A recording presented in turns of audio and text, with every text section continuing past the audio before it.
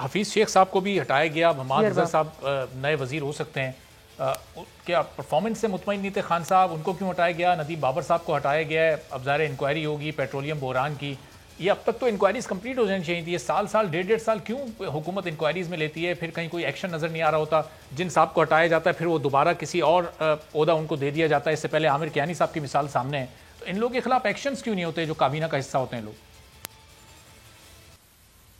देखिए, अरबाब पाकिस्तान तहरीक इंसाफ की पहली कैबिनेट और पहली हुकूमत है जहाँ पे रिपोर्ट्स भी बनती हैं। अगर हमारी अपनी किसी की इन्वॉल्वमेंट होती है उसको सीट से हटा भी दिया जाता है। सबसे सख्त पिनलाइजेशन तो हमारी अपनी कैबिनेट और अपनी मिनिस्ट्री और अपनी गवर्नमेंट के अंदर है। जहाँ तक उसकी बात है, नदीम बाबर साहब की बात है, तो वो अपनी मिनिस्टर को बड़ा अच्छा समझते हैं और अच्छा काम करे थे।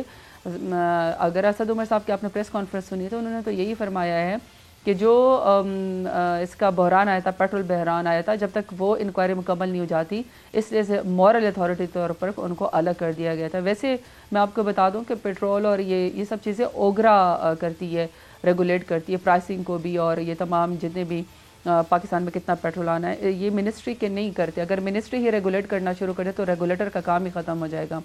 जहाँ तक आपने हफीज़ शेख साहब की बात की है, देखिए मैंने अभी तो अरबाब मैंने तो टीवी पे ही देखा है, मुझे अभी तक कोई कंफर्मेशन नहीं है। और जब होगी तो मेरा ख्याल में अगर फ़र्ज़ करे वो चेंज भी करे वो, तो वो प्रॉबेबली वही सुप्रीम कोर्ट का वो जो ऑर्डर है कि जब आप जिसको एक फेडरल उसका ओथ लेते हैं तो फिर उसको इलेक्शन लड़के जीत के आना होता है, तो वो तो एक मेरा ख्याल में। तो अब लेकिन ज़ता साहब ये जो इस वक्त जो पीडीएम के जो इशूज़ हैं उससे एक मौका मिला है हुकूमत को, एक टाइम मिला है हुकूमत को सोचने का अवामी इशूज़ पर। आगे रमज़ानुल मुबारक आ रहे हैं, अब इस वक्त क्या स्ट्रेटजी है? वज़ीर आज़म ने ऐलान तो किया है यूटिलिटी स्टोर्स पर सब्सिडाइज चीज़ें देने का, लेकिन ये अभी रमज़ान आया नहीं है और मुनाफाखोरी और एक अपने उरूज पर ज़ख़ीरा अंदोज़ी शुरू हो गई है और हमें कहीं कोई कार्रवाई होती नहीं दिखाई दे रही। वो माजी में एक टाइगर फोर्स हुआ करती थी, वो कहीं नहीं दिखाई दे रही। एक बार फिर रमज़ान माजी की तरह आवाम पर बड़ा भारी गुजरे।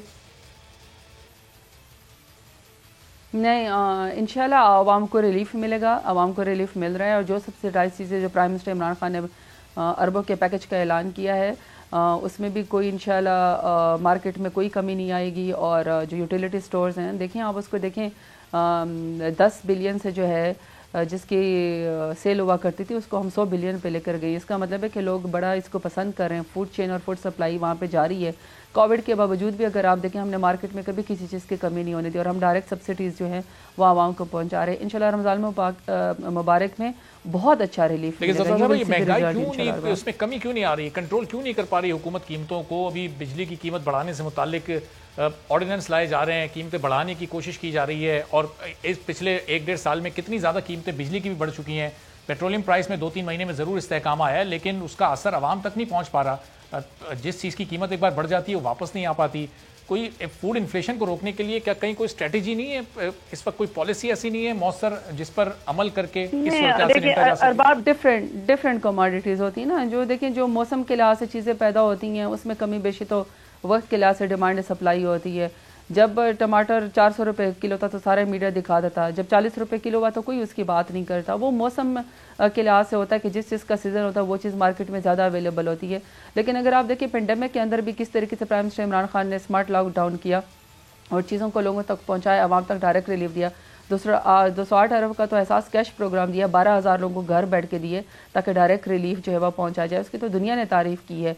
तो जहाँ तक महंगाई की बातें, देखें अरबाब आप भी मुसलमान हैं, मैं भी हूँ, सारी दुनिया में जब इन लोगों के कोई मज़हबी त्यौहार होते हैं दुनिया में किसी भी उसके मुल्क में, आप अगर आप देखें तो वो तो उल्टा चीज़ें सस्ती कर देते हैं। अब तो प्राइम मिनिस्टर इमरान खान या ब्यूरो ऑफ स्टेटिस्टिक्स या फिर हमारी जो प्राइस कंट्रोल कमेटी जो कीमत किसी चीज़ की देना चाहती है या वो इंश्योर करती है वो तो फिर इंतज़ामिया का भी काम। इसके अलावा आवाम की अपनी भी रिस्पॉन्सिबिलिटी है। हमें ज़रूर जो है ये सोचना चाहिए कि रमज़ानुल मुबारक का जो महीना वो मुनाफाखोरी का नहीं है, बल्कि ये अल्लाह ताला की एक नेकी का एक महीना है जिसमें बरकत है और रहमत है। वहाँ पे हमें ज़रूर जो है ख़ुद को भी चीज़ों को भी वो करना चाहिए, मसनूई महंगाई का हिस्सा नहीं बनना चाहिए। चलें ठीक है, बहुत बहुत शुक्रिया। ज़रताजगुल साहिबा बराह माहौलियात हमारे साथ मौजूद थी और कह रही थी कि रमज़ान मुबारक में एक बेहतर स्ट्रैटेजी हुकूमत की नज़र आएगी और लोगों पर इस बार वो बोझ नहीं पड़ेगा जो माजी में पड़ता रहा है। और इस वक्त पाकिस्तान मुस्लिम लीग नून की सीनियर रहनुमा माइज़ा हमीद साहिबा भी हमारे साथ मौजूद हैं। अब पॉलिटिकल सिचुएशन जो इस वक्त मुस्लिम लीग नून और पीपल्स पार्टी के दरमियान दिखाई दे रही है, किस तरह ये खलीज बढ़ रही है, ये कशीदगी मुस्तकबिल में कम होगी या नहीं, दोनों जमातें साथ चल सकेंगी या नहीं, क्या फैसले करने जा रही हैं दोनों जमातें, और फिर पीडीएम क्या मुत्तहद रहेगी या नहीं, माहिजा हमीद साहिबा से जानते हैं। माहिजा साहिबा, बहुत शुक्रिया प्रोग्राम के लिए, आपने वक्त निकाला। क्या लग रहा है आपको, क्या पीपल्स पार्टी मरियम नवाज साहबा को छोड़कर हमजा साहब से रब्ता इस वक्त करना चाहती है कि नून लीग को हमजा साहब लीड करें? अगर ऐसा वो सोचते हैं तो फिर नून लीग का क्या जवाब हो? देखिए, मेरी इंफॉर्मेशन के मुताबिक तो कोई ऐसी बात नहीं है कि MLN में हमजा साहब हों या मरियम नवाज साहबा हों, जिससे भी कांटेक्ट करेंगे हमारी एक ही स्टांस है, हमारा एक ही जो है वो असूल है कि हमने PDM में को इकट्ठा रखना है और PDM में जो है वो PDM के थ्रू जो है अपनी तहरीक चलानी है, जिससे मियां मोहम्मद नवाज शरीफ साहब ने हमें कहा है। मियां नवाज शरीफ साहब जो है वो एक ऐसी हमारे कायद हैं जिनकी बात को हम टालते नहीं है और ना ही हम उनकी बात उस पर कोई डिसएग्रीमेंट है हमारी। तो सारी पार्टी और फैमिली जो है वो इकट्ठी है। तो ये जो अफवाहें फैलाई जा रही हैं कि कोई हमजा है तो कोई नून है तो कोई तीन है तो कोई मरियम साहिबा जो है वो अलहदा है, ये कोई गलत फहमी जो उसका शिकार है या खुश फहमी का शिकार है वो लोग शिकार है। चलें, इन अफवाहों की तो आपने बिल्कुल वजाहत कर दी, लेकिन अब जो पीपल्स पार्टी कर चुकी है, गिलानी साहब सेनेट में अपोजिशन लीडर बन चुके हैं, उनके अपोजिशन लीडर रहते हुए क्या नून लीग पीपल्स पार्टी के साथ PDM में चलेगी? देखिए, ये हम डिसाइड करेंगे आने वाले दिनों में और इसमें जो है मुशावरत का फिर सिलसिला जारी रहेगा। फिलहाल मरियम नवाज साहिबा की तबीयत नासाज है तो उनको भी ऑन बोर्ड लिया जाएगा और सारे पॉलिटिकल लीडर्स को ऑन बोर्ड लिया जाएगा। सियासी डिफरेंसेस होती हैं, नोक टोक होती है। पीपल्स पार्टी का अपना एक विजन है, MLN का अपना विजन है। जब इलेक्शन होंगे, जनरल इलेक्शन होंगे, हम दो पार्टी जो है अलग-अलग इलेक्शन लड़ेंगी, बल्कि सारी पार्टीज अलग-अलग इलेक्शन लड़ेंगी डिफरेंट मैनिफेस्टोस के साथ। बट ये नहीं है कि जो PDM है वो उसका प्लेटफॉर्म खत्म हो जाएगा और PDM की जो तहरीक है वो जो है वो फाल भी रहेगी, ये फाल रहेगी। और ये हुकूमत की जो करप्शन है, हुकूमत ने जो वादे, हुकूमत की मिस गवर्नेंस है, बेरोजगारी है, आटा चोरी है।